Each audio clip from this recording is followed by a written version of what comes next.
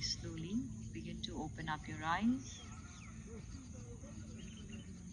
Okay, so I hope your head to the right, center, turning it to the left, and come back in. Let's go again. Exhale, chin in, up, inhale, come back to the center, to your right, to the center, change left, and back in. Let's do one last time. Exhale, chin to chest, up, inhale, come back to the center, turn it to your right, center, and to your left. Great. And bring it back in. Now we're going to move on to some head massaging points. So we have marma points all over the body. And when we tap into these points, it really helps us to stimulate, activate them, which will as a result help us for the rest of the session. As we know, the rest of the session is about relaxing the body, the mind, especially the senses, the sense of the eyes, for which we're going to massage certain points on the head and certain points on the neck. So we're going to spread open our fingers first, using the tips of the fingers to tap into the scalp, and simply moving your fingers, random placements, wherever you can find a tender spot for yourself, just keep shifting the palm placement all over the scalp and just applying a little firm press into the scalp. Just moving it all over.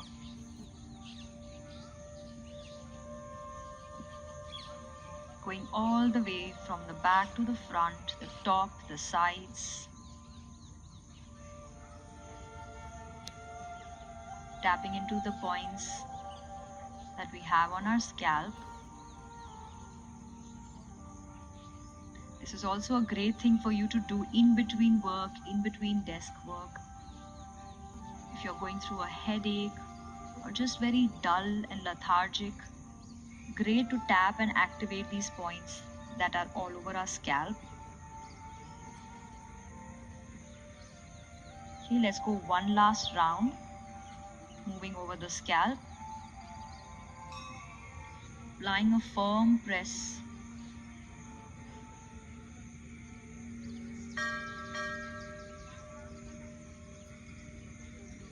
Great. And once you're done with that, rest your hands for a moment. Now we're going to move our fingertips, stroking, going to the back in this U-shape movement from the front to the back, from the front to the back. You can just do it about 5 times. Also helps release blocked sinuses. If you're prone to getting headaches or migraines, a very good one for you. And then when you finish that, slowly release, and let's do the same thing on the other side, taking your index, beginning in the inside of the ear as you move it all the way to the back. From in to the back, in to the back, in to the back. 2 more times.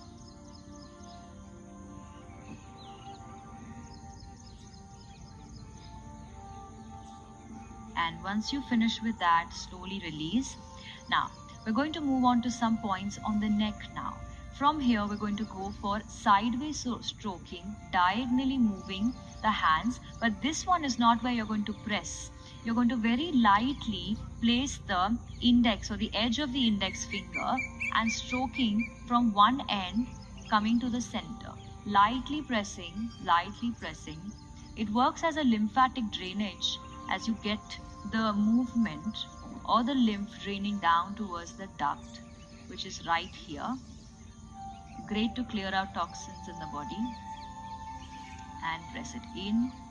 Let's go about 3 more on the same side. Lightly with the edge of your index finger, bringing it downward. You don't have to press too hard here.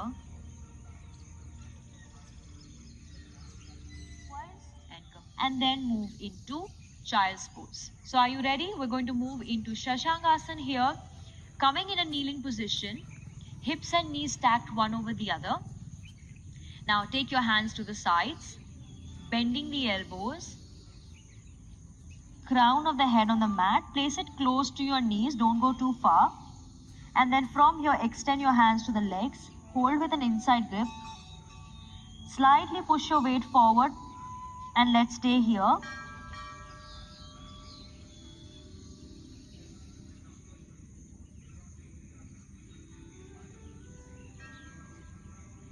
Giving it last 3. Very slowly coming back out. And now from here, we're going to go in for the head massaging point. So first going forward, back direction and then circular motion. Once again, bring the crown onto the mat. Hands could be to the sides. Let's go a few times forward and back. Forward and back. Notice how it feels on the top of your head. Notice the gentle stretch at the back of your neck. Driving the blood, creating better circulation towards the skull.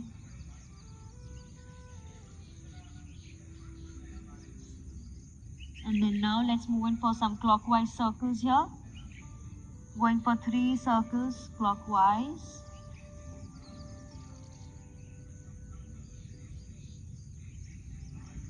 And then 3 reverse circles.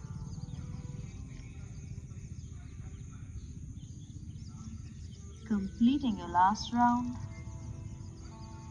And then slowly let's settle in for child's pose or balasana. You can extend your hands forward, rest your head in.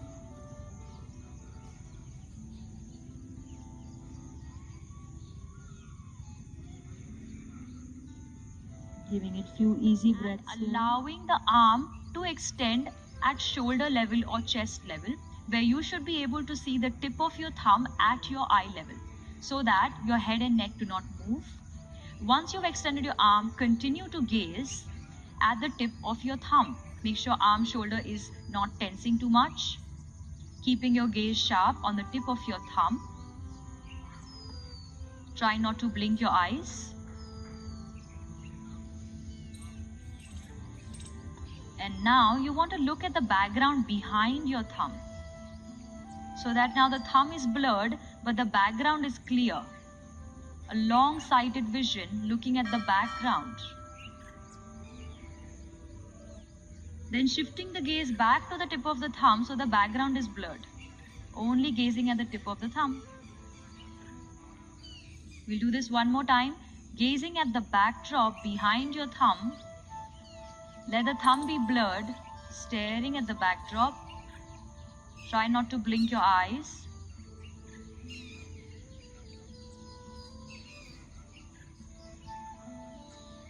And then looking back at the tip of your thumb. Then from here, we're going to move the right hand slowly, gradually to the right side and follow the gaze. The gaze follows the tip of the thumb. Stop at a point where you feel your neck might turn and hold it. Then slowly following the hand as you bringing the hand back to the center. Bending at your elbow and slowly let the tip of your thumb come towards the tip of your nose. Relax, close your eyes, rest your hand in. Hold a few seconds. We're going to repeat the same with the left side. This is a practice of working on your short-sightedness and long-sightedness. Okay, gazing at a closer vision, creating a closer vision strength and a further longer vision strength. Now once again, same thing on the left, 4 fingers closing.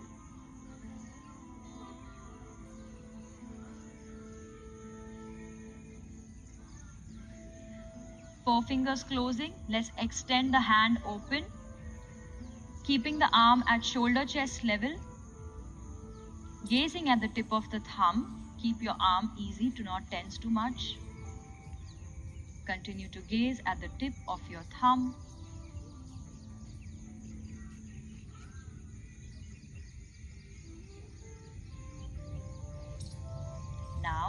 gazing at the background behind the thumb so that the thumb is in a blur vision, background is clear.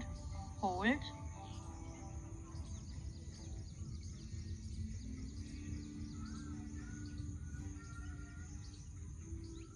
And then gazing back on the tip of your thumb.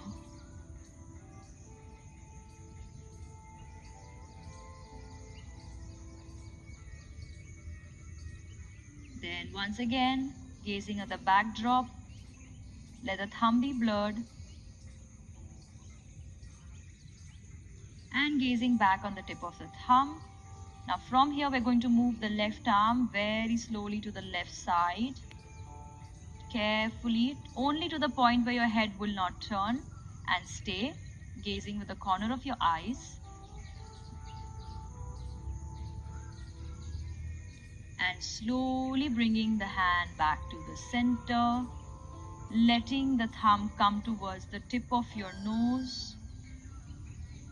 And slowly close your eyes, release. Stay here for a few easy seconds. Let the eyes relax back. And turn your body to your right side, lightly twisting. And exhaling, moving in forward with the head towards the knee.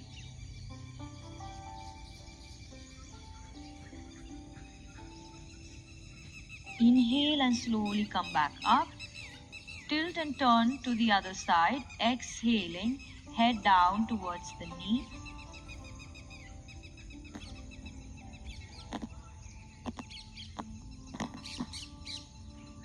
And then inhale, slowly come back. And let's move in for a forward fold here. So moving your head towards the ground.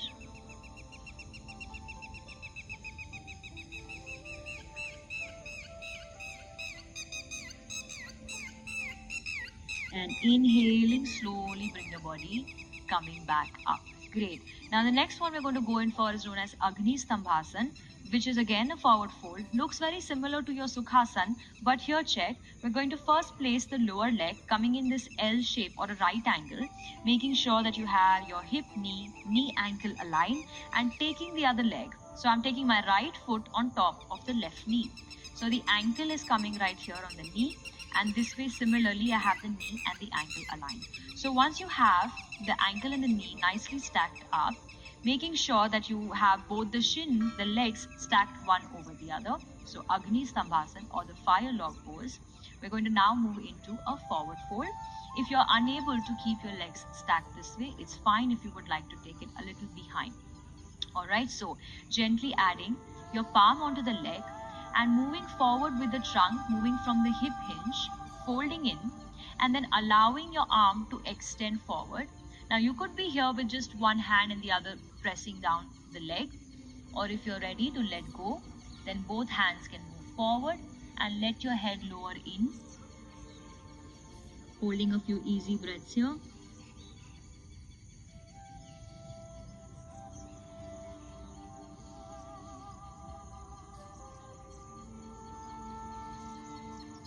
Then inhale, slowly lift your head up, walk your hands back and coming back out of the pose. Now let your leg position be maintained here as you just allow your body to go to the opposite side for lateral bend. So if your right leg's on top, take your left arm down or halfway bending and then allowing the other arm to come up. While this lateral bend is happening, you're making sure that the knee is not rising up. You're trying your best to keep it pressed down. Let's stay here a few easy seconds.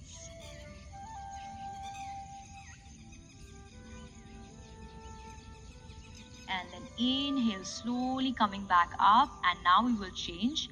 So let's switch the legs, taking the right down, once again ensuring that you have your right ankle in place, then placing the left ankle above the right knee. Ensuring that on both sides the ankle knees are stacked one over the other, legs are stacked one over the other. Once your position is set, we're going to raise the arms up, right?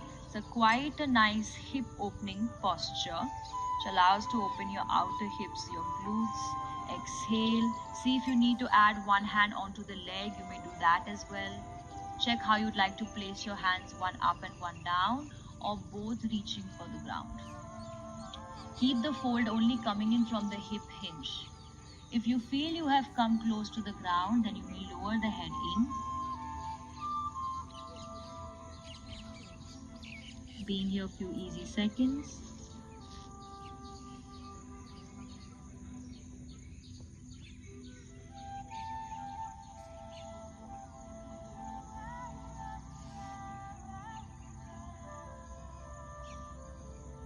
And very slowly inhale, lift your head up, walk your hands back and coming back out.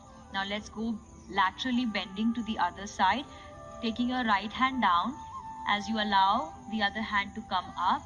Now watch, if you feel that the leg starts to lift, you want to keep pressing it down, hip rooted into the mat, holding here a few easy seconds.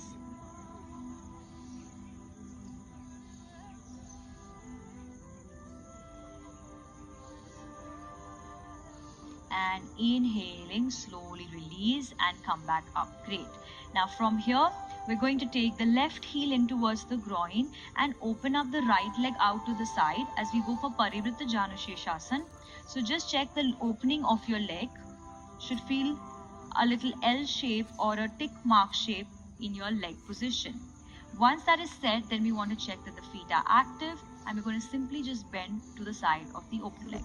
So here, once you're ready, sliding your right hand on the inside of the leg, let it slide on the mat, the other hand on your waist, and we don't have to try deepening too much. Remember, the whole practice today is about being gentle. It's about learning to rest and be relaxing in the practice. When you feel ready, you could also extend the other hand on top.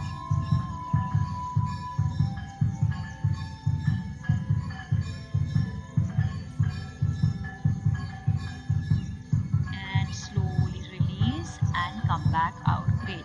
Now that we have finished the side, you already have your left leg bent. We're going to turn the left leg in such a way that we move into the pigeon posture or Kapotasana from here.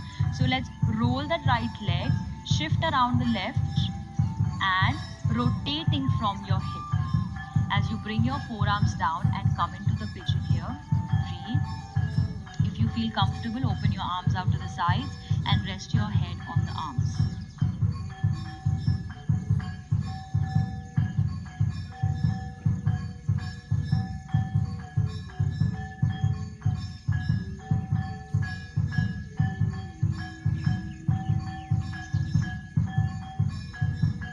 And inhale, slowly lift your head up, push, release and come back out. And we bring that leg coming back in, and let's do the same thing now onto the other side. So simply bring your right heel coming in, open up your left leg, going for Parivritta Janushirshasana first. Okay, check that you are balanced equally on the hips, having your feet toes a bit active, sliding your hands on the mat, moving to the side, the other hand comes on the waist. And let's stay here for a few seconds. Keep the body weight shifted to the back of your hips.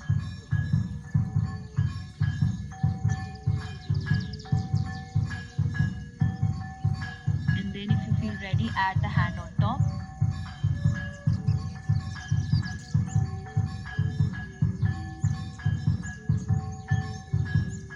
Slowly inhale, release and come back out. Now let's take the palms on the ground. We're going to rotate with the back leg and move in for the pigeon here.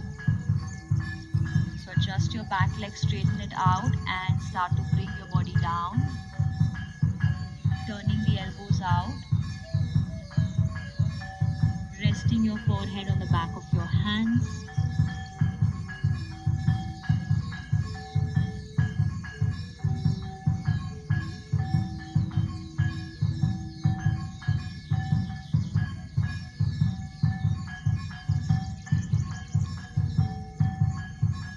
Allowing yourself to rest in here. Notice how it feels when your head is being supported by the palms. Creating a relaxing feeling in the head, in the neck.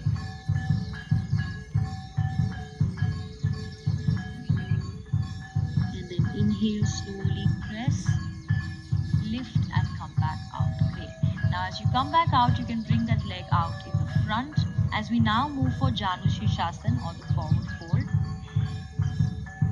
And then so we're going to open up the left leg and bring the right foot on the inner thigh, moving into a forward fold for Janushirshasana. Once you are here in this position, let's raise the arms up. Inhale and exhale, moving it forward.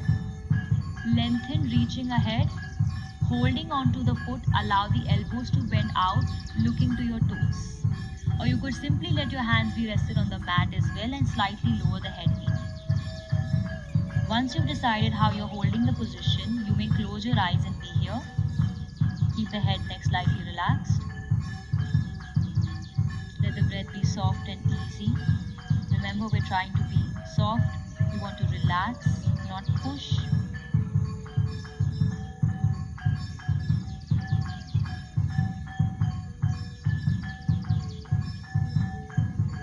And very slowly inhale, use your arms, come back up and change. Switch your legs, open up your right, left foot on the inner thigh. Check your seated position. Once you're set, let's extend the arms up. Inhale and same way, exhale, moving for the fold.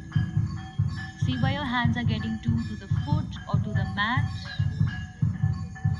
Allow the body to be softened a bit. We're not trying to overdo or stretch a bit extra here. You just want to be easy in the body. Head, neck relaxed, eyes closed.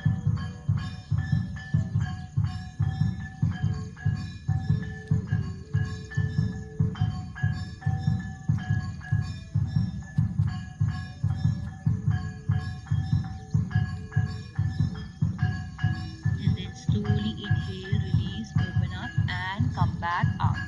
Great. Now from here we're going to open out both the legs as we move in for Paschimottanasana or the seated forward fold. Legs together, toes curled in, extend, open your arms to the top, inhale and exhale, reach and forward. Then from here, let's take it into Baddha Konasana, joining your feet, holding onto your feet, let your thumbs pass through the center. Roll your shoulders, we're going to push the elbows into the leg and then go into the fold. So exhaling, elbows going into the legs and gently nudging it down as you start to lower your body in. If you feel your head is naturally ready to reach down towards the mat or the feet, allow it to happen or just simply stop at your maximum. Keeping the eyes closed.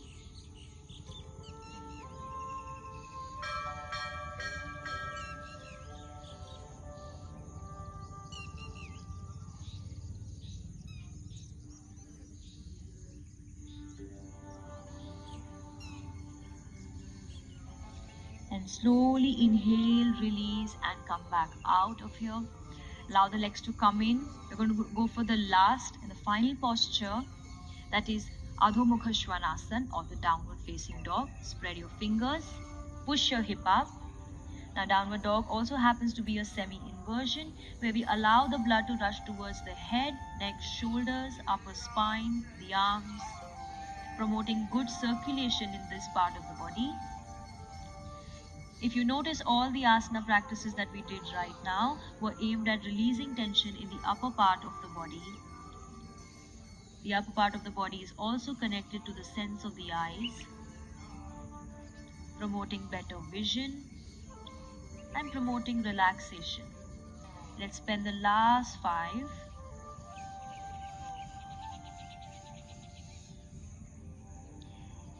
And slowly bring your knees down. A quick child's pose. You can take your hands to the sides, head in.